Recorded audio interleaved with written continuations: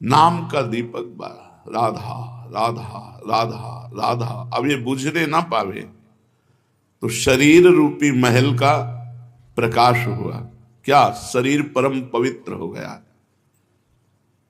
ये महल जो शरीर है, ढांचा, ये पवित्र हो गया, ये निष्पाप हो गया। ये निष्पाप कब होता है? 1 करोड़ नाम जप करने के बाद।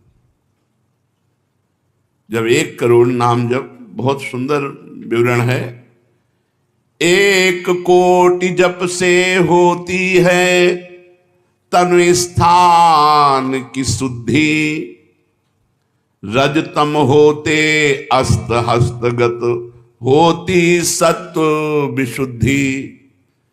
रोगों के सब बीज नष्ट हो जाते हैं तत्काल, और कल्पना के प्रवाह में आती बाढ़ विशाल। सपने में सब देव वृंद और संत आप ही आते, आकर दर्शन दे जाते करते वार्तालाप। शेष कहें मन में लेकर ऐसे अनुभव के भाव, आगे आगे साधन पथ पर चलो बढ़ाते पांव। कोई हजारों में एक चलता है, चलने वालों में कोई हजारों में कोई एक रास्ता तय करता, नहीं तो लड़खड़ा के गिर जाता है मनोरंजन में। जब 1 करोड़ नाम जप होता है तब तनु स्थान की शुद्धि होती है, शरीर निष्पाप हो जाता है 1 करोड़ नाम जप करने पर। रजोगुण तमोगुण का नाश हो जाता है, हर समय शुद्ध सतोगुण की स्थिति रहती है। शुद्ध सतोगुण में हर समय भगवान का भजन होता है। 1 करोड़ नाम जप में इतने लाभ होते हैं, शरीर निष्पाप हो जाता है, रजोगुण तमोगुण का नाश हो जाता है, सतोगुण की स्थिति रहती है, और आगे रोग होने वाले जितने पाप बीज हैं वो सब नष्ट हो जाते हैं, और जो रोग हो गया है उसके सहने की सामर्थ्य मिलती है। तत्काल उसके अंदर भावनाओं का प्रवाह फूट पड़ता है और उन भावनाओं में वो डूबा रहता है, और स्वप्न में बड़े बड़े देवता, बड़े बड़े ऋषि मुनि, बड़े बड़े संत भक्त ये मिलते हैं और वार्तालाप होता। बिल्कुल यथार्थ जैसा लिखा है ऐसा ही है। अब जब इस तरह की स्थिति उसके होती है तो उसका अनुभव भजन में और गाढ़ होने लगता है। तो 2 करोड़ भजन हुआ। जब 2 करोड़ नाम जप हुआ तब स्थिति क्या हुई? 2 करोड़ तक हो जाता जब जप का उपसंख्यान, दोष रहित अत्यंत शुद्ध हो जाता धन का स्थान। निर्धनता की पीड़ा से मिल जाता है निस्तार, साधक के हित हो जाता है सुखमय सब संसार। दैन्य दुख से देशांतर में रहते जो अन्यत्र, शीघ्र लौट कर वे निज गृह में हो जाते एकत्र। वे दुषहा दारिद्र उपद्रव हो जाते हैं शांत, होती रहती है कुटुंब में सुख की वृद्धि नितांत। शेष कहे मन में लेकर ऐसे अनुभव के भाव, आगे आगे अधिक वेग से चलो बढ़ाते पांव। 1 करोड़ नाम जप में तन शुद्ध हो गया, रजोगुण तमोगुण नष्ट हो गया, शुद्ध सतोगुण की स्थिति आ गई, रोगों का बीज पाप नष्ट हो गया, भावों का प्रवाह बढ़ा, बड़े बड़े देवता संत स्वप्न में दर्शन देने लगे। इन्हीं अनुभव से वो आगे बढ़ा। अब 2 करोड़ संख्या पूरी हुई। 2 करोड़ संख्या पूरी होते ही उसके धन का अभाव जो था वो खत्म हो गया। एक मनुष्य के अंदर रहता है, मैं ऐश्वर्यवान बनूं, धनवान बनूं, भाव ही खत्म हो जाता है। और अगर धन चाहिए तो कह रहे निर्धनता की पीड़ा जो उसके अंदर सता रही थी वो खत्म हो जाती है। उसके आवश्यकता से बढ़कर धन भगवान देने लगते हैं। जब 2 करोड़ नाम जप, माला 2 माला से नहीं कि चेक आ गई कि नहीं, माला 2 माला से नहीं, 2 करोड़ नाम जप करने वाले साधक के अंदर से धन की चाह खत्म हो जाती है।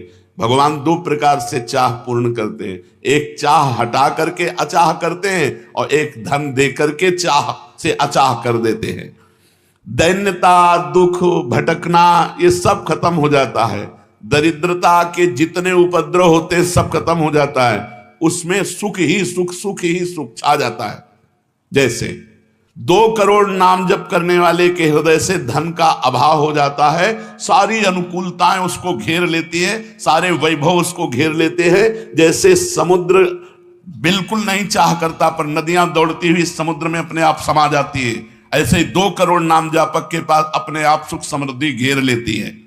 आगे 3 कोटि भगवन नामों का जप होता जब पूर्ण, तो स्थान पराक्रम का विशुद्ध तब हो जाता है तूर्ण। जो 2 करोड़ के बाद आगे बढ़ा तो अंतःकरण स्थान है, परम पवित्र होने लगता है। 2 करोड़ नाम जप के बाद जब धन की चाह मिट गई, 1 करोड़ में सुना, 2 करोड़ में, अब 3 करोड़ में, पहले जो प्रतीत होते थे कार्य अतीव असाध्य, वे सब के सब हो जाते हैं शीघ्र सहज ही साध्य। 3 करोड़ नाम जप करने वाले का हृदय पवित्र हुआ, और जो असाध्य था कि काम नहीं छोड़ सकते, क्रोध नहीं छोड़ सकते, अरे ये तो बहुत बड़ी, सब साध्य होने लगा। वो जो चाहता है वो हो जाता है। 3 करोड़ नाम जप करने वाले का ऐसा संसार उसे प्यार करने लगता है जब 3 करोड़ नाम हो जाता है, जैसे सगा भाई अपने सगे भाई से प्यार करता है, और उससे भी घनिष्ठ पूरा संसार उसे प्यार से देखता है, जिसके 3 करोड़ नाम रूपी धन हो जाता है। शेष कहे मन में लेकर ऐसे अनुभव के भाव, आगे आगे अधिक वेग से चलो बढ़ाते पांव। अब 4 कोटि जप से होती है सुख स्थान की शुद्धि, फिर तो बाधित किसी त्रास से हो न कभी मन बुद्धि। 4 करोड़ जब नाम हुए तो सुख स्थान कौन है? हृदय। हृदय में सुख क्या है? भगवदानंद। अब उसके अंदर भगवदानंद का स्फुरन होगा 4 करोड़ नाम जप से।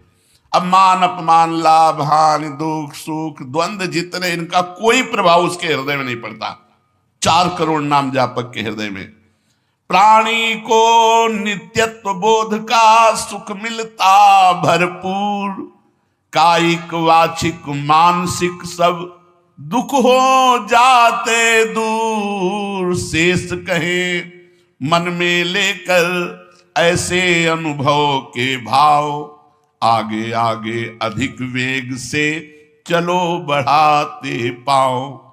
जब 4 करोड़ नाम जप होता है तब हृदय एकदम परम पवित्र, कोई भी बाधा उसे स्पर्श नहीं कर सकती। लौकिक, पारलौकिक, बाहरी, भीतरी, कोई भी बाधा, अबाध स्थिति 4 करोड़ में, और उसे अपने नित्य स्वरूप का बोध हो जाता है। मैं नित्य हूं, इस शरीर संसार अनित्य है, वेदांत नहीं पढ़ना पड़ा, 4 करोड़ नाम जप से उसको यह बोध होने लगा। प्राणी को नित्यत्व बोध का सुख मिलता भरपूर, कायिक वाचिक मानसिक सब दुख दूर हो गए। शरीर निर्विकार, मन निर्विकार, वाणी विकार रहित आनंदमय जीवन। 4 करोड़ नाम जप, स्वरूप का बोध और निर्विकार स्थिति। 5 करोड़ पूर्ण हो जाता है जब जप का मान, परम शुद्ध होता है तत्क्षण शुद्ध विद्या का स्थान। अब उसके अंदर अपार ज्ञान की वृत्ति उदय हो गई 5 करोड़ नाम जप में। जब 5 करोड़ नाम जप किया तो विद्या का प्रादुर्भाव हो गया। जो शास्त्रों में लिखा है वो उसकी वाणी से निकलेगा। अगर वो संसार चाहता है तो जो चाहेगा 5 करोड़ नाम जप में पुत्रहीन पुत्रवान हो जाएगा, आयुष्मान हो जाएगा। अगर जिसकी आयु क्षीण है, मूर्ख मनुष्य है तो बहुत विद्वान शास्त्रों का हो जाएगा। कोई उससे द्वेष करता है तो उसके सामने घुटने टेक गए। बहुत से लाभ उसके 5 करोड़ नाम जप करने। 4 करोड़ में स्वरूप बोध हो गया था, 5 करोड़ में अगर जो चाहे, एक तो चाह ही नहीं रह जाती स्वरूप बोध के बाद, लेकिन अगर फिर भी आवश्यकता है तो जो चाहे वो प्राप्त हो जाता है। 6 करोड़ जप से कट जाते रिपु स्थान के कष्ट, बाह्य और कामादिक आंतरिक बैरी होते नष्ट। 6 करोड़ नाम जप करते ही वो 6 शत्रुओं पर विजय प्राप्त कर लेता है। काम, क्रोध, लोभ, मोह, मद, मत्सर, इन पर विजयी, स्वरूप बोधवान, अपार धन संपत्ति, स्वप्न में देव देवांतरों के बड़े बड़े महापुरुषों के दर्शन, अपार आनंद में। 6 करोड़ नाम जप करने पर दुस्साध्य रोग, असाध्य जो कभी नहीं ठीक होता, संकल्प करे 6 करोड़ नाम जप करके तो तत्काल ठीक हो जाए। अभी जो भजनानंदी महात्मा, इनके लिए कोई दुर्लभ वस्तु है क्या? पर 6 करोड़ नाम इस नाशवान शरीर के लिए लगावे, ब्रह्मास्त्र का प्रयोग मच्छर मारने के लिए है। जब तक जीना है तब तक तू जी, 6 करोड़ नाम से भगवान की प्राप्ति करेंगे कि इसे? बोले होता है दुस्साध्य रोग शीघ्र ही समूल विनाश, पूर्ण आरोग्य देह करता है नित्य निवास। 7 करोड़ नामों के जप का जब पूर्ण होता विधान, जे भी 7 करोड़ नाम उसके जप हुए तो उससे विशुद्ध होता है तत्क्षण जाया स्थान। अब त्रिभुवन में कोई कामिनी उसे आकर्षित नहीं कर सकती, यहां से लेकर के अप्सरा, देवलोक, ब्रह्मलोक तक की अब उसको आकर्षित नहीं कर सकती। परम पवित्र भाव उसके अंदर में, जहां कामिनी का प्रवेश ही नहीं। भारी से भारी प्रतिकूलता, भारी से भारी अनुकूलता भगवान नाम नहीं छुड़ा सकती। 7 करोड़ नाम जापक की ऐसी स्थिति हो गई कि घनीभूत गाढ़ नाम में डूबा हुआ है। विश्व की अप्सराएं भी एक साथ उसको मोहित करना चाहे तो नहीं मोहित कर सकती हैं। एक दूसरे को आपस में देते मोद अमंद। बड़े बड़े महाभागवतों का प्रगट में मिलन शुरू हो गया, जैसे देवर्षि नारद जी, सनकादि जी, वो उनसे बात करते हैं। वो आनंद मोद में डूबा हुआ भगवान के आनंद मोद में उनको डुबाता है और वो उनको डुबाते हैं। अब 8 कोटि जप से होता है शुद्ध मृत्यु का स्थान, बाधा दूर अकाल मृत्यु की होती आयु महान। पूर्ण आयु पाकर साधक नर साधन में हो लीन, आत्मराज्य के सिंहासन पर हो जाता आसीन। जब 8 करोड़ नाम जप किया तो मृत्यु का भय खत्म हो गया। वैसे वो दीर्घायु होगा क्योंकि अकाल मृत्यु का नाश हो जाता है भगवान नाम जप करने से, लेकिन शरीर से संबंध उसका नहीं रह गया। वो आत्मस्वरूप में स्थित आत्म सिंहासन पर हर समय विराजमान रहता है। 8 करोड़ जिसका नाम हो जाता है, जप हो जाता है, वो पूर्ण आत्मज्ञानी महापुरुष शरीर, संसार, लोक, व्यवहार, काम, क्रोध, मोह, मद, मत्सर सबसे दूर निर्विकार परमात्म स्वरूप हो गया। 9 करोड़ जब पूरा हो जाता है जप का मान, तब उससे अत्यंत शुद्ध होता धर्म स्थान। सगुण रूप में मंत्र देवता का हो जाता साक्षात्कार। अब जो आप प्रेम धर्म में चले थे, भगवत धर्म में चले थे, अब वो शुद्ध साक्षात्कार का समय आ गया। नाम का अधिष्ठात्र देवता सामने प्रकट हो जाता है। जैसे राम राम तो राम प्रकट हो जाएंगे, राधा राधा तो राधा नाम जप करो, लिखा तो है संख्या से। अगर धुआंधार जपो तो जब हो जाएंगे तो श्री जी अपने आप मिल जाएगी। गिनती कौन करे?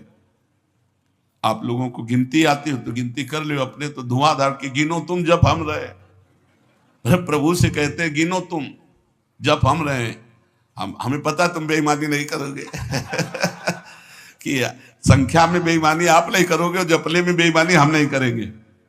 धुआंधार जपो रात दिन। अभी देखो ये सब हाय हाय, इधर ये पीड़ा वो पीड़ा, ये समस्या। भगवान का नाम पकड़ करके जपो, देखो क्या क्या नहीं मिलता। नाम रूपी धन को तो भूले हुए हो और इधर उधर बेईमानी छल कपट से चंद रुपए, चंद धन, चंद सुख, इनमें विश्राम मिलने वाला है। सगुण रूप से भगवान का साक्षात्कार 8 करोड़ नाम जप करने वाले को होता है। बोले भगवान कितने में मिलते हैं? तो संख्या में सुन लो, 8 करोड़ में साक्षात सामने सिया राम, राधे श्याम, शिव पार्वती जो चाहोगे वो खड़े हो जाएंगे। 8 करोड़ नाम जप करो और वो वाणी का सत्य वक्ता हो जाता, जो बोलेगा वही होगा। 8 करोड़ नाम जप करने वाला साधक जो बोलेगा, जाओ तुम्हारा मंगल हो जाए, मंगल हो जाए, जाओ तुम्हें भगवान का साक्षात हो जाए, ऐसे साक्षात्कार होता है। जब 9 करोड़ नाम जप किए तब वो भगवत साक्षात्कार के योग्य हो गए, उनकी वाणी सत्य हो गई और उनके सुख का वर्णन नहीं किया जा सकता। 9 करोड़ नाम जापक के हृदय में जो सुख उदय हुआ उसका वर्णन नहीं किया जा सकता। अब जब 10 करोड़ जप का पूर्ण विधान हो जाता तो दोष रहित अत्यंत शुद्ध हो जाता कर्म स्थान। अब संचित कर्म भस्म हो गए, नवीन क्रियमाण भस्म हो गए, प्रारब्ध भोगने की क्षमता आ गई। कितने? 10 करोड़ नाम जप में खत्म खेल। अभी पहुंच रहा है परम मोक्ष की तरफ, भगवत साक्षात्कार। इसके बाद जो नाम जप हो रहा है उससे संचित प्रारब्ध सब क्रियमाण सब समाप्त। भगवत दर्शन और नाम जप बढ़ा, ये सब समाप्त। उसके हृदय में इतना आनंद है, इतना अपार आनंद, क्योंकि भगवान का स्वरूप विराजमान है और अब जन्म होना नहीं है। तो आप कहोगे भगवान के दर्शन के बाद जन्म होता है क्या? बहुतों के हुए। जैसे मुचकुंद जी से कहा आपको अगला जन्म लेना पड़ेगा। दुर्योधन ने भी भगवान के दर्शन किए, बहुत लोगों ने दर्शन किए। भगवत दर्शन के बाद जब और भजन होता है, इसीलिए भाई जी ने कहा नाम मत छोड़ना, भजन मत छोड़ना। अब उसके हृदय के कायिक मानसिक वाचिक जितने भी कर्म संचित क्रियमाण प्रारब्ध सब खत्म, कर्म संस्कार सब खत्म। अब वो अपने भाव में, भाव स्वरूप में आत्म साक्षात्कार। अब इसके बाद भाव देह का प्रादुर्भाव 10 करोड़ के बाद। अरे डट के भजन को 10 करोड़, 10 करोड़ कहने में जबान थक गई 10 करोड़ नाम जप कर, ये है करने से। और होने से, जो कृपा से होता है, वो एक बार जिन नाम लिए हित सो होए अति दीन, ताको संग न छाड़हि ध्रुव अपनो कर लीन। हरिवंश प्रताप ही जानत हैं, हरिवंश प्रबोध प्रमाणत हैं, हरिवंश सर्वस्व है तिनके, तो सुख संपत्ति दंपति। यहां करोड़ नहीं बता रहे, यहां कह रहे हरिवंश प्रताप ही जानत हैं, हरिवंश प्रबोध प्रमाणत हैं, हरिवंश सर्वस्व है तिनके, सुख संपत्ति दंपति जो जिनके। अब जो 11 करोड़ का नाम जप करता है, अब उसके लिए लाभ शब्द खत्म हो जाता है। मतलब जितना जो कुछ लाभ है, लौकिक पारलौकिक यौगिक सब स्थितियां उसके सामने जागृत हो जाती है। ज्ञान की अष्ट भूमिकाएं, भक्ति की भूमिकाएं, योग की भूमिका, वो जो चाहे 11 करोड़ जप करने वाला, सब प्रकार की रिद्धियां सिद्धियां सुख संपत्ति सब कुछ, और जहां की लीला चाहे, गोकुल की, अयोध्या की, काशी की सब लीलाएं उसके सामने स्फुरित होंगी। 11 करोड़ सब सिद्धियां सब आनंद सब लीला में प्रवेश 11 करोड़ के बाद। और 12 करोड़ जब नाम जप कर लेता है तो उसके पास इतना खजाना हो जाता है कि भगवान उसके अधीन होकर पीछे पीछे डोलते हैं। और जब 13 करोड़ नाम जप कर लेता है तो किसी को भी मोक्ष दे सकता है, बस इतनी संख्या है। 13 करोड़ नाम जप कर ले तो किसी पापी आदमी को भी मोक्ष में सातरते शालोकांतार्यते। इसीलिए कह रहे हैं कि अपने हृदय रूपी महल पर हमने नाम का दीपक जलाया,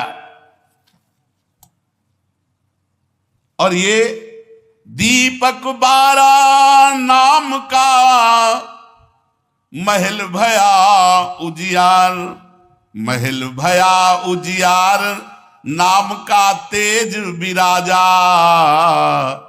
शब्द किया प्रकाश मान सर ऊपर छा जा। मन के ऊपर सवार हो गया नाम जापक। देखो नाम बहुत बड़ी चीज है। वो स्वामी जी ने कहा अवलो नसानी अब नाम से हमें सबसे बड़ी चीज मिल गई।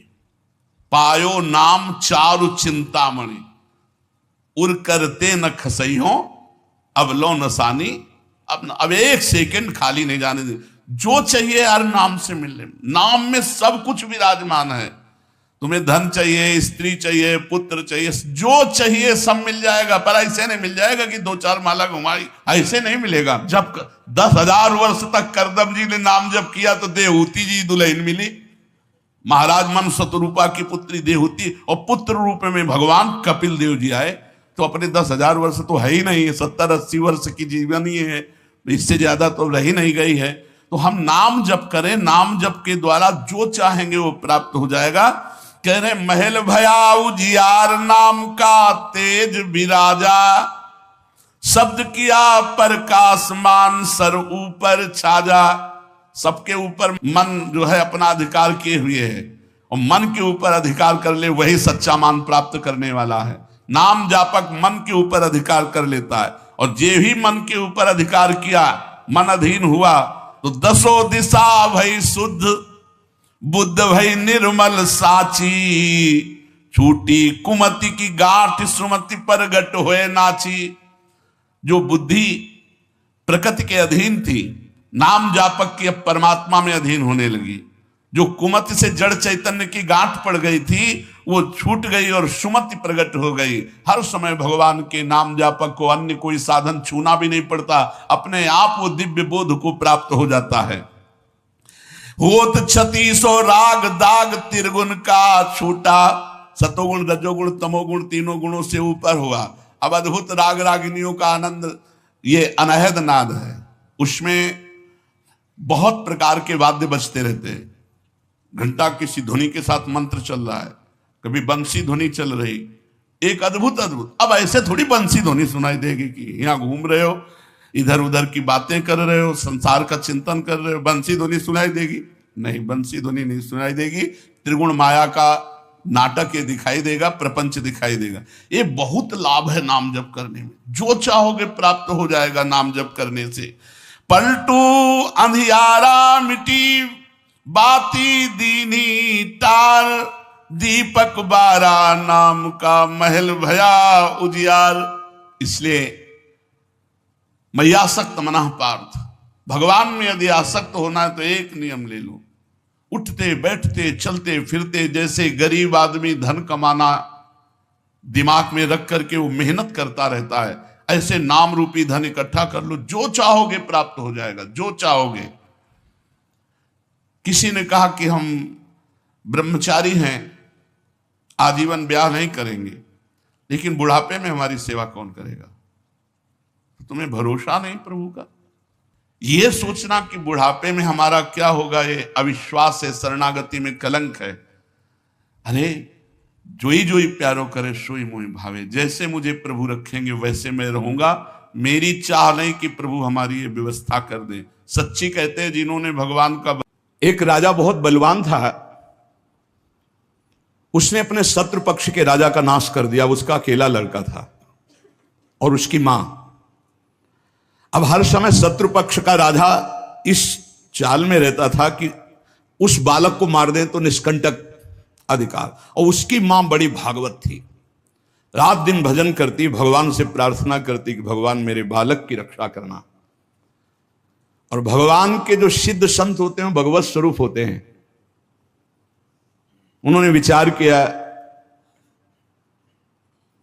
संत के हृदय में एकदम भजन में बैठे थे उसी राज्य में, विचार एकदम आया कि अच्छा भगवान का आदेश है तो लीला करनी पड़ेगी।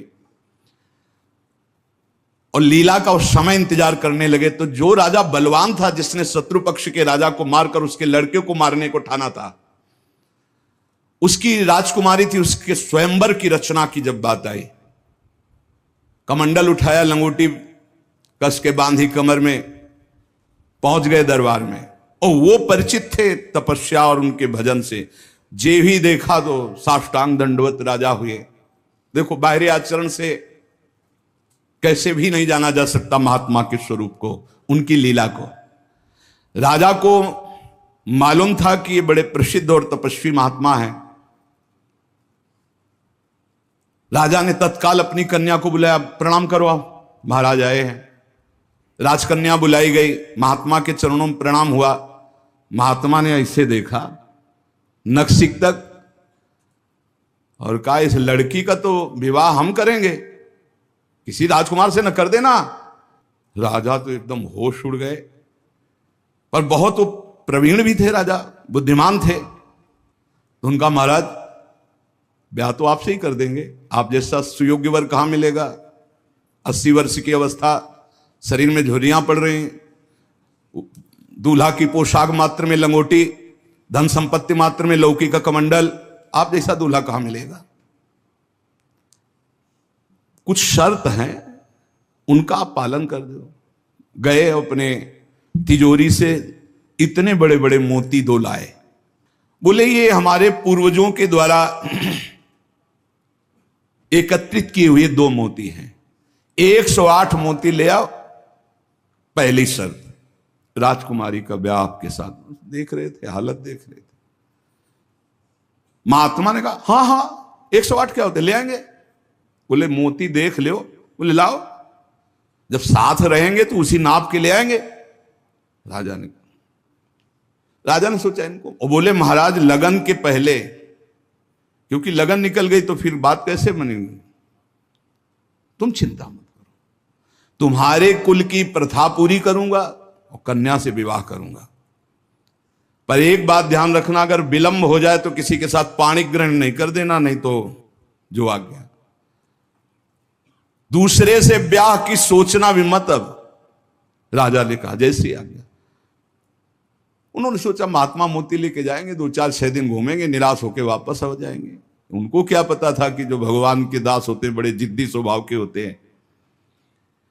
अब वो ऊंचे दर्जे के सिद्ध महात्मा हाथ में मोती लिए हुए पहुंचे। विचार किया कि यार मोती किससे मांगूं, किससे खोजूं, कहां जाऊं। तो उनका समुद्र को रत्न गर्भा कहा गया, क्योंकि समस्त रत्न है, रत्नाकर है, सब रत्न उसमें विराजमान। समुद्र ही से सीधे मांग लेते हैं। चल के गए, ध्यान आया कि 3 दिन तक भगवान राम जो है उपवास करके बैठे रहे, नहीं आया तो हम तो 30 दिन बैठे रहेंगे तो नहीं आएगा, क्या करें। तो लौकी का कमंडल था, कमंडल उठाया, उलीचने लगे। 1 दिन 2 दिन 3 दिन लगातार, और खूब नाम जप भगवान का, और हर कमंडल में नाम जप करके, मंत्र जप करके जल उलीचने लगे। नाम का प्रभाव समुद्र के हृदय में जलन पैदा हो गई। समुद्र एक साधारण पुरुष के रूप में पीछे से आवाज की, बाबा ये क्या कर रहे हो। समुद्र को खाली कर रहे हैं, और क्या कर रहे हैं। बोले तुम्हारे लौकी के कमंडल से समुद्र खाली हो जाएगा। बोले मजाक करो मत करो, एक महात्मा ने चुल्लू में पी गए थे, अगस्त जी चुल्लू में पी गए थे, ज्यादा हमको चैलेंज मत करो। समुद्र डरा। बोले उलीच काहे के ले रहे हो, तुम हमें बता सकते हो। बोले सुना है रत्नाकर है, बड़े बड़े रत्न है समुद्र में, हमें 108 मोती चाहिए। बोले अगर मोती मिल जाए तो समुद्र उलीचना बंद करो, काहे को मेहनत करेंगे हम। बोले वो तो हम दे रहे हैं तुम्हें, दिखाओ मोती। मोती निकाले हुए से ढेर सारे मोती, एक लहर आई, नाप नाप के 110, क्योंकि 2 वो और 108 झोली में डाले। समुद्र ने कहा और भर लो। बोले हम अकिंचन महात्मा हैं, हमें नहीं चाहिए, ये दुल्हन लेने के लिए शर्त है, इसलिए हमने इनको लिया है और जा रहे हैं। महात्मा जी बड़े गर्व से गए, भगवान की जय जयकार की। राजा देखते ही समझ गया मोती मिल गए, क्योंकि बहुत मुस्कुराहट है। अब गणित लगाई, लड़की को कैसे बचाऊं। बोले हाँ महाराज। बोले ये ले 110, 2 ही तुम्हारा, 108 ही। बोले महाराज जी आपसे कहा था कि कुछ शर्तें हैं, एक तो पूरी हो गई, दूसरी एक कि हमारे शत्रु पक्ष के राजा का वध तो मैंने कर दिया, उसका एक लड़का है, उसकी खोपड़ी तुम हमें ले आओ। महात्मा जी ने विचार किया कि सारा खेल भगवान के इशारे से तो उसी की रक्षा के लिए हो रहा है। भगवान ज्ञान समुद्र हैं।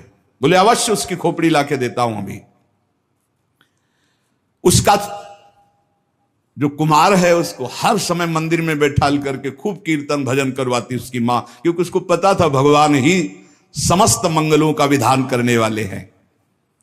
अब महात्मा जी उसके राज्य में गए। जे ही राजमाता ने देखा दरबार में संत आए, प्रणाम किया, महल में ले गए, बढ़िया उनको भोग पवाया और कहा प्रभु आज्ञा कीजिए। कैसे आगमन हुआ? स्वाभाविक दर्शन या कोई आदेश पालन? आदेश पालन नहीं, तुम्हारे लड़के की खोपड़ी ले जानी, तुम्हारे जो दुश्मन राजा है उसने मंगाया है। सहम गए।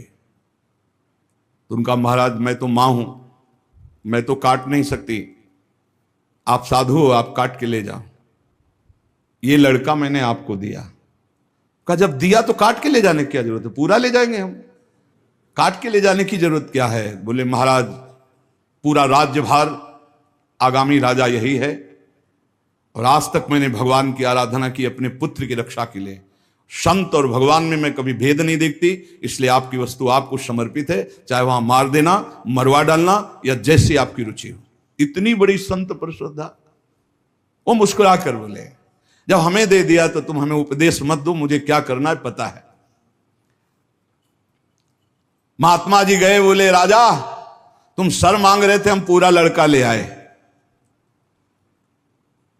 पर ध्यान रहे एक भी बाल बांका नहीं होगा, पहले भांवरे फिरेंगी, इसके बाद तुम्हें जो मनावे सो कर देना। राजा ने बहुत खुश हुआ। बोले बंदी नहीं, बिल्कुल ऐसे ही राजकुमार की तरह बैठा लो, हमारा ब्याह हो जाएगा, हम दुल्हन लेके चले जाएंगे, फिर तुम्हारा जैसा मनावे वैसा करो। राजा राजी हो गया। सिंहासन पड़ा, राजकुमार की तरह बैठा, दुल्हन सजा, तो सब शर्त पूरी हो गई थी। वर पक्ष की जहां बैठक वहां बैठे महात्मा जी, वही जनाती वही बराती, उनके कौन कोई तो था ही नहीं। महात्मा जी विवाह मंडप के नीचे बैठे हैं, आचार्य आए, पूरा दूल्हा भेष सजाया गया महात्मा जी का, लंगोटी में, केवल लंगोटी कमंडल। संत की लीला। कन्या आई, महात्मा ने कहा रुको, एक बार देखा तुम्हारे योग्य नहीं हो। ए राजा ये तुम्हारी लड़की हमारे योग्य नहीं। महाराज आप ही बोले थे, अब मतलब आप बेइज्जती तो मत करो, बिल्कुल भावरे पड़ने वाली। लड़के की तरफ देखा, यहां खड़े हो बगल में, ये योग्य है तुम्हारी लड़की के एक, चुप, ब्याह कर इसके साथ। तुरंत अपने तपोबल से उस लड़के का ब्याह कराया। बोले सौभाग्य हो गया, जाओ। मां ने आराधना किस बात की थी कि दुश्मन राजा कहीं हमारे पुत्र को ना मार दे, और ये आदेश भगवान ने संत को दिया। तो इतनी बड़ी लीला संत ने रची, और उस राजा से कहा होश में तुम्हारी बेटी का सुहाग है, पूरी सुरक्षा उस राज्य की भी तुम्हें करनी, और अगर हमें सुनाई दिया किसी भी तरह का विरोध, महाराज कभी कभी भगवान की आज्ञा से संतजन कुछ ऐसी लीलाएं करते हैं जिन लीलाओं को बाहरी आचरणों से आप जान ही नहीं सकते कि मामला क्या है। तो कह रहे हैं कि बाहरी जो लीला है वो तो कोई नाटक का पात्र भी कर सकता है, लेकिन संतों की लीलाओं को बिना भगवत प्राप्त कोई जान नहीं सकता है। हमारे ग्वारिया बाबा वृंदावन के सेवा कुंज गली से मस्ती से में चले आ रहे हैं, यार की मस्ती में, सामने से कुछ बंगाल से एक परिवार आए हुए थे दर्शन करने, उनके साथ लड़की को देखा, 70 वर्ष के होंगे बाबा, ग्वारिया बाबा। बिरज गए, बोले नहीं हम इससे ब्याह करेंगे। अरे बंगाली बोले कैसे करोगे तुम ब्याह, बेटी हमारी, हम ऐसे बोले नहीं। अब तो आवाज हुई तो सब ब्रजवासी इकट्ठा हुए, ब्रजवासी हंसने लगे क्योंकि जानते थे बाबा सिद्ध है और बालवत उनका व्यवहार। बोले लेंगे, दुल्हन लेंगे, इसी के साथ विवाह करेंगे। बंगाली ने कहा तुम चीता में भरो, जहां भरो, हम अपनी बेटी का ब्याह तुमसे, तो बोले नहीं करेंगे। झगड़ा शुरू। ब्रजवासी बंगाली से बोले भैया तुम नहीं जानते, ये सिद्ध महापुरुष है, एक बार हाँ कर दे, नहीं ये जल जाएगा बाबा। बोले अगर कुछ भी हो तो हम लोग हैं, तुम चिंता मत करो, एक बार हाँ कर दो। उनको समझाया, अलग ले जाए। बोले बाबा ब्याह के लिए तैयार है। बोले तैयारी की जाए। वो तो घबरा रहा है। ब्रजवासियों का बाबा पूरी तैयारी है, बस तुम अपनी तैयारी कर लो दूल्हा बनने की। यार नहीं इच्छा तुम्हारी? नहीं। बोले हमारे यार की इच्छा नहीं। चल दी। संतों की बाहरी लीलाएं ऐसी, जो सिद्ध पुरुष होते हैं उनको लोक व्यवहार की, क्योंकि वो अब सबको भगवत स्वरूप देकर एक आनंद लीला उनकी चलती रहती है। तो कह रहे कि नाटक करना गंभीरता का, ये सब ये तो नाटक पात्रों में हो सकता है, लेकिन भगवान के संतों की अभिनय की बुद्धि नहीं होती, वो स्वाभाविक भगवत प्रेरित लीलाएं उनकी होती रहती। बोले मिताहार, आधा किलो देसी घी, किलो 1.5 किलो रबड़ी, आधा किलो 1 किलो दाल सब्जी, ऐसी रोटी बीता से ना पी जाए।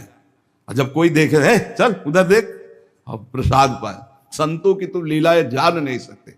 10 ग्राम संख्या एक बीजा में मर जाए। जो भगवत प्राप्त महापुरुष है उनकी अलग अलग लीलाएं होती हैं। इसलिए कह रहे जो सिद्ध पुरुष है उनको बाहरी आचरण, अगर वास्तविकता आपको देखनी साधुता की तो मुमुक्षता में देखिए, या जो साधक तन्मयता पूर्वक भजन में लगे उनको देखिए। सिद्ध पुरुषों से आप पहचान नहीं सकते कि किस कोटि के महापुरुष है। संत आंतरिक क्षमता से युक्त होते हैं। क्या भक्ति से ऐसी ऊंचाई प्राप्त होती है? ज्ञान से और भक्ति से, दोनों से ऊंचाई प्राप्त होती है। या कोई ज्ञान मार्ग का उत्तम पथिक या भक्ति मार्ग का उत्तम पथिक। अज्ञानी पुरुष तो प्राप्त समझ ही नहीं सकता संत महापुरुषों की चेष्टाओं को। तो क्या अपने को सबसे श्रेष्ठ समझते हैं संत? नहीं नहीं नहीं, सबको अपने से श्रेष्ठ समझते हैं भक्ति के संत, और सबको आत्मस्वरूप समझते हैं ज्ञानी संत। अपने से सबसे श्रेष्ठ समझते हैं भक्त सिद्ध संत। सो अनन्य गति जाके असमति न टरे हनुमंत, मैं सेवक सचराचर रूप स्वामी भगवंत। मैं सेवक हूं, चराचर जगत मेरे भगवान का स्वरूप है, ये सिद्ध भक्त का। और जो ज्ञानी होता है वो सर्वम खलमिदम ब्रह्म, वो ब्रह्म स्वरूप अपने आत्मस्वरूप का अनुभव करके नानात्व का विस्मरण कर देता है। भक्त समस्त विश्व के लिए भजन करता है। देखो, साधक अपने लिए भजन करता है, सिद्ध किसके लिए भजन करता? विश्व के लिए।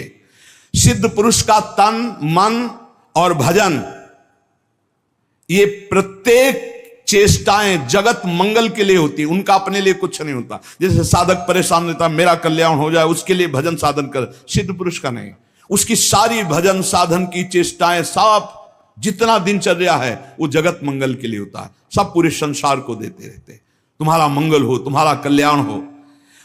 उनके पास कोई चीज नहीं रहती, कोई चीज नहीं, सब पर भगवान का अधिकार, सब भगवत स्वरूप जगत, इसलिए अपना कुछ नहीं। बड़ा ऊंचा भाव होता है भक्त का, जो सिद्ध महापुरुष होता है। जब तक देखो संतों की चेष्टाओं को नहीं जान पाओगे, उनका जो भाव होता है बड़ा विचित्र होता है। एक नाव में बहुत से लोग बैठे हुए थे, संत भगवान भी बैठे हुए थे, आराम से नाव चली जा रही थी, सब इधर उधर की बातें कर रहे थे। संत तो एक उन्मत्त अवस्था में। नाविक ने कहा, सावधान, नाव भंवर में फंस रही है, अब डूबने वाली है। संत भगवान का कमंडल था, फौरन ढक्कन हटाया और भर भर करके नदी से पानी नाव में डालने लगे। अरे वो ये क्या कर रहे हो? किसी की नहीं सुन रहे थे, 10-12 कमंडल तो डाल ही चुके थे। इतने में नाविक ने कहा, भगवान की कृपा से नाव भंवर से निकल गई, बचने का संकेत है। जो कमंडल से डाला था बाहर फेंकने लगे। सबने पक्का समझ लिया, जब डूबने वाली थी तो नदी से पानी डाल रहे थे, और जब बचने वाली है तो नाव से बाहर डाल लेते। वे पागल दिमाग के हैं, लेकिन वो नाविक बहुत से संतों को पार किए थे। तुम मत करना ऐसा, ये सिद्ध पुरुषों की बात कह रहे हैं। हाँ, जो कि हम भी सिद्ध ही दिखाने के लिए ऐसा कुछ करें तो पिट जाओगे। वहां सिद्धों की एक अलग भागवतिक महिमा भी होती है। बाहर गए तो सब चले गए थे, उसके बाद साष्टांग प्रणाम किया। नाविक ने कहा, महाराज जी इतना तो आप कृपा करके बता ही दीजिए, क्योंकि मैं प्रायः संतों को यहां से पार करता रहता हूं, तो संत कृपा हम पर है। आपके देखने से लगता है कि आप भजन में उन्मत्त रहते हैं। फिर आपकी ये चेष्टा मेरी समझ में नहीं आई। जब मैंने कहा नाव डूबने वाली, तो आपने नदी से पानी इधर, और जब मैंने कहा बचने वाली तो नाव से नदी में डालने लगे, इसका मतलब क्या था? तो उनका जब हमें यह पता चला आपके मुख से कि भगवान डुबोना चाहते, तो हमने कहा भगवान की इच्छा में 10 कमंडल हमारे, तो हम डालने लगे। जब कहा बचाना चाहते तो हमने सोचा भगवान जब बचाना चाहते हैं तो हम भी सहयोग करें, तो जो डाला था वो बाहर कर दिया। जोई जोई प्यारो करे सोई मोई भावे भावे मोई, जोई सोई सोई करें प्यारे। जो इस सिद्धावस्था को प्राप्त है वो भगवान की रुचि में रुचि मिला के चलते हैं। ऐसा आप मत करना, वो सिद्धों की अलग लीला होती है। तो यहां कह रहे हैं जो भक्ति में जो परिपक्व महापुरुष है वो सारे जगत को भगवत स्वरूप मानकर अपने तन मन भजन के द्वारा सबका मंगल करते रहते हैं, सबका हित करते रहते हैं। संतों में भागवती का आवेश होता है, वो बनावटी नहीं होता, भागवती का, उससे जगत मंगल होता रहता है। बनावटी खूब गड़ छोल करके वचन बोलना, खूब लच्छेदार भाषण करना, ये तो बुद्धि की दरा से हो सकता है। लेकिन जो संतों में एक भागवती होता है, उसी से जगत मंगल होता है, उसी से जन कल्याण होता है। उसमें टुटका और जंतुर और कलावा और राख इनकी कोई जरूरत नहीं होती। उनकी दृष्टि मात्र से, वचन मात्र से जगत मंगल होता है। मुद मंगलमय संत समाजू, जो जग जंगम तीर्थ राजू। चलते फिरते साक्षात तीर्थ राज हैं, जो दरस परस अघनाश बास निज संग करो दिन। जिनके दर्शन मात्र से, स्पर्श मात्र से बड़े बड़े पाप नष्ट हो जाते हैं, ऐसे भगवान के प्रेमी संत जन होते हैं। तो क्या जैसे अज्ञानी मनुष्य को देह में ममता होती है, आसक्ति होती है, वैसे क्या संतों को भी अपनी देह प्यारी होती है? वैसा कि मैं पुरुष हूं और ऐसा अभिमान होता है? बोल के बिल्कुल नहीं। विशुद्ध ज्ञान और विशुद्ध प्रेम में मिट जाता है, बिल्कुल नहीं रहता। एक बार यही प्रश्न किया था एक भैरव सिद्ध करने वाले ने आद्य गुरु भगवान शंकराचार्य जी से जाकर कि आपका ब्रह्मबोध होने के कारण शरीर से कोई राग नहीं है? बोले नहीं। बोले हम आपकी गर्दन उतार के ले जाए, हमारी भैरव यज्ञ पूर्ण हो जाएगी तो मैं सिद्ध हो जाऊंगा, क्योंकि आपको शरीर से कोई राग तो है नहीं, मिथ्या है आपकी दृष्टि में। बोले पक्का, पर अभी जो उतारोगे तो शिष्य लोग हैं, ये तुम्हारा हित कर सकते हैं। कल 4 बजे आना, यहीं पीपल के नीचे मैं ध्यानस्थ दूंगा, सर उतार ले जाना। वो 4 बजे आया अस्त्र लेकर, तो स्वामी नरसिंहाश्रम जी महाराज गंगा स्नान कर रहे थे। एकदम आवेश आया, हुंकार भरी दौड़ते हुए आए, और वो पहुंच भी नहीं पाया था, उठा के पटक दिया और नाखूनों से उसे फाड़ दिया। फिर एकदम आवेश शांत हो गया। तब ये भगवद आवेश, ये जो बड़े महापुरुषों के चरित्र हैं, ये बड़े शिक्षास्पद भी होते हैं और ये अलौकिक भी होते हैं। कभी कोई महापुरुषों की नकल न करे, हमारी प्रार्थना है, कभी नकल न करे कि हमारे गुरुजी ऐसे, तो नहीं, जो गुरुजी के उपदेश है उनके अनुसार चले। बड़े सिद्ध महापुरुषों के बड़े विचित्र विचित्र लीलाएं होती हैं। महापुरुषों की बाह्य चेष्टाओं को बिल्कुल नहीं समझा जा सकता, इसलिए कभी उनकी परीक्षार्थ ये जांच न करे कि हम बाहरी आचरणों से उनको, हम आपको सत्य कहते, बड़े बड़े महापुरुषों से मिले, आप कदापि नहीं जान सकते, कदापि नहीं जान सकते कि ये किस कोटि के महापुरुष हैं, किस कोटि के महापुरुष है। बहुत बहुत ही बड़े बड़ों को संशय हो जाए कि ऐसा नहीं हो सकता। जैसे भक्त संपूर्ण विश्व को साक्षात अपना इष्ट देव मानता है, काम पड़ने पर विश्व हित के लिए प्राण त्याग सकता है। क्या ज्ञान मार्ग में चलने वाला सिद्ध महात्मा भी ऐसा कर सकता है? हां। पहली बात तो उसकी दृष्टि में देह का, ऐश्वर्य का मूल्य ही नहीं है, तो उसको समर्पित करने में क्या देर लगेगा। अतएव अगर सुख पहुंचाने की जरूरत पड़े जगत को, तो ज्ञानी महात्मा अपने प्राण दे सकता है, जैसे भक्त अपने प्राण दे देता है। क्या ऐसे सिद्ध महापुरुषों के आचरण अनुकरण करने चाहिए? हां, जो आचरण उनके उपदेश से मिलते हो। सच्ची मानिए बहुत मुश्किल है, जो बड़े महापुरुष, शुद्ध महापुरुष, भगवत प्राप्त महापुरुष है, बहुत मुश्किल है। क्योंकि जब तक शरीर भान रहता है, जब तक साधना रहती, तब तक आचरण आप देख सकते हो। बहुत सावधान, अगर वैराग्य देखना है तो साधक में देखिए, और तितिक्षा और ज्ञान मार्ग की चढ़ाई देख ली तो मुमुक्षता में देखिए। न ज्ञान सिद्ध और न भगवत भक्ति के सिद्ध महापुरुषों में आप उनको फिर पहचान नहीं सकते, फिर नहीं पहचान। बड़ा विचित्र खेल है। आचरण वही महापुरुषों के अनुकरणीय है जो उनके उपदेश से मिलते हों। केवल आचरण जो उपदेश से मिलते हो बस पकड़ लीजिए, उनके सब आचरण अनुकरणीय नहीं है। एक एक उनके आचरण आपको भगवत प्राप्ति करा सकते हैं, पर वो आचरण जो उनके उपदेश से मिलते हों, बिल्कुल आप लोग बिल्कुल समझ ही नहीं सकते हैं, नहीं समझ सकते। हमने देखा है महापुरुषों को, पर उनके साथ बिल्कुल ऐसे रहा जाता है जैसे बच्चा, बालवत, जैसे छोटा बालक घरौंदे बनाता है, खेलता है, कुछ मिनट में बिगाड़ कर चल देता है। महापुरुषों की बड़ी विचित्र गति होती है। इसीलिए लिखा है मात संगस्त दुर्लभ हो, फिर एक शब्द लिख दिया देवर्षि नारद जी ने, अगम्यो, आप निर्वाह नहीं कर सकते हो, अगर कर ले गए तो अमोघस्य, निश्चित भगवत प्राप्ति, निश्चित भगवत प्राप्ति। एक बार महाराज चक्रवर्ती सम्राट मरुत 100 यज्ञ का अनुष्ठान किया, और 100 यज्ञ करने वाला देवराजेंद्र का अधिकारी हो जाता है, जो पद है वो। देवराजेंद्र ने सोचा कि अब कैसे रोका जाए, तो उन्होंने वशिष्ठ जी से सीधे जाके, तो वशिष्ठ जी खड़े होकर आदर किए, क्योंकि त्रिभुवनपति देवराजेंद्र देवताओं के। देवराजेंद्र ने कहा हम यज्ञ के लिए तुम्हें आचार्य रूप में, तो उनका मरुत ने पहले मुझे स्वीकार कर रखा है क्योंकि मैं उनका कुलगुरु हूं, तो उनका मनुष्य की स्वीकृति से ज्यादा देवताओं की स्वीकृति होती है। मैं देवराज हूं, मैं आपसे निवेदन कर रहा हूं कि मैं आचार्य पद में आपको स्वीकार करता हूं, क्या यह शास्त्र सम्मत नहीं है? उनका ये तो शास्त्र सम्मत है, पहला अधिकार आपका ही है, आप यज्ञ भोक्ता देवता हैं, इसलिए मैं स्वीकार करता हूं आपका आचार्य पद, यज्ञ कराने मात्र के लिए। वैसे देवताओं की कुलगुरु तो भगवान बृहस्पति देव हैं। इस ईर्ष्या कि कहीं ये 100 यज्ञ पूरी न, अब महाराज मरुत को जवाब दे दिया कि हम नहीं करा सकते। संकल्प पूर्ति महापुरुष इस पर बहुत ध्यान देते हैं कि जो हमने नियम लिया उसकी पूर्ति हो। मरुत जी व्याकुल हो गए और संत सेवी थे। एक दिन देवर्षि नारद जी आए भगवत प्रेरित।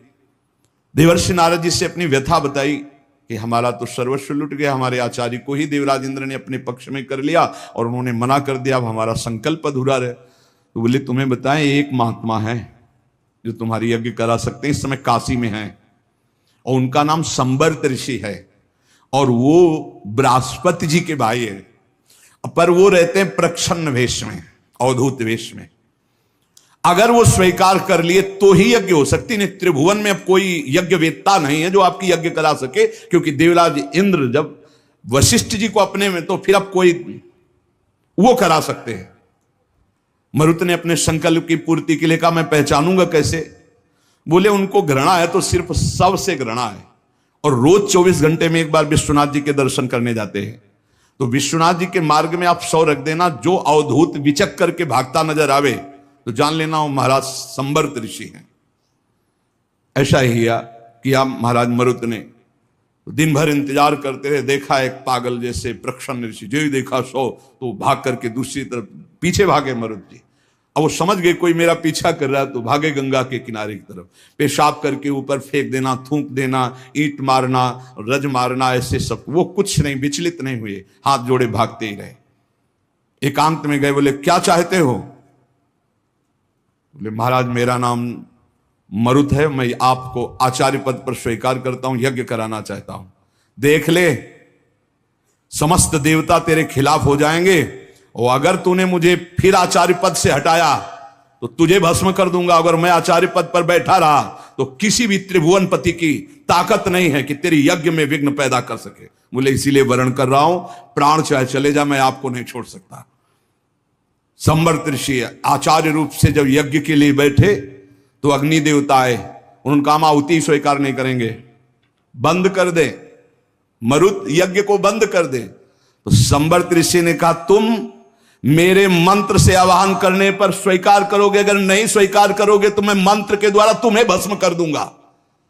तपोबल से अग्नि देवता को, अग्नि देवता थर्रा के गए, देवराज इंद्र से कहा बहुत बेदप महात्मा है, मंत्र बल से युक्त है, वो मुझे भस्म कर देंगे, मैं थर्रा गया हूं। देवराज इंद्र जेव ही आहुति प्रारंभ हुई, देवराज इंद्र वज्र लेकर प्रकट हुए मरुत को दंड देने के लिए। ऐसे केवल कर दिया तो वहीं वज्र लिए ऐसे खड़े हो गए। बोले जब तक यज्ञ होगी ऐसे खड़े रहोगे, और जो आहुति दोगे हर देवता स्वीकार करे। बोले हर आहुति स्वीकार करेंगे, ऐसे कब तक वज्र लिए खड़े रहेंगे, आप कृपा करो। तो जो भजन में डूबे हुए अवधूत कोटि के महापुरुष हैं, बड़ी अपार सामर्थ्य होती है, पर इनके बाहरी व्यवहार, बाहरी आचार ऐसे होते हैं कि जाना नहीं जा सकता। बाहरी व्यवहार, बाहरी आचरण संभाल संभाल करके साधक करता